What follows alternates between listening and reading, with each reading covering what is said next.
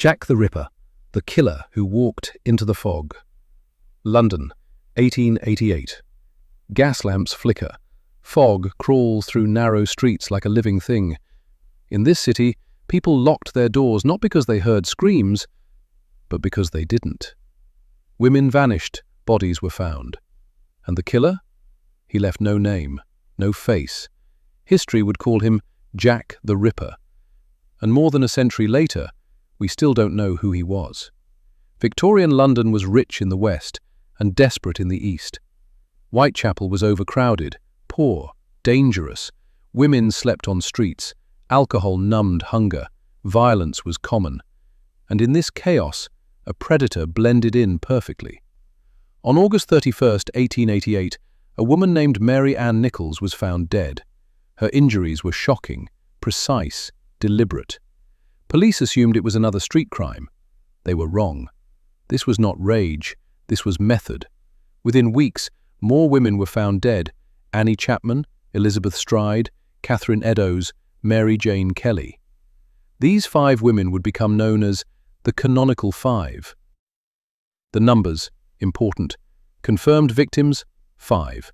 Suspected additional victims, 8 to 11. True number, unknown.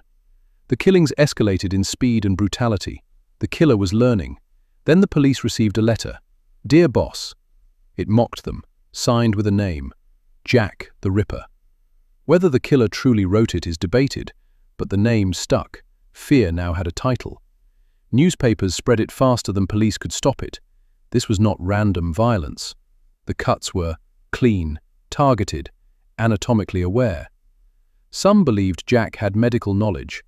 Others believed he was a butcher, or worse, someone ordinary, someone who disappeared into the crowd after every killing. On September 30th, 1888, 2 women were killed within 1 hour. Panic exploded. London realized something terrifying. The killer was moving freely while police were still walking. Over the years, suspects included doctors, artists, royal connections, immigrants, locals. None were proven. Evidence was weak. Forensics barely existed. Every suspect faded into fog. The last confirmed victim, Mary Jane Kelly, was killed indoors. This was different, more violent, more personal. And then, it stopped. No arrest, no confession, no goodbye. Jack the Ripper simply vanished. Some believe he died naturally. He was arrested for another crime. He fled England. Or perhaps he was never caught because he looked like everyone else. Jack the Ripper was never arrested. His real name was never confirmed. His face was never seen. And that is why his story still lives. Because some killers don't want fame. They want mystery. They want fear to outlive them. And somewhere in the streets of Whitechapel, the fog still remembers his footsteps.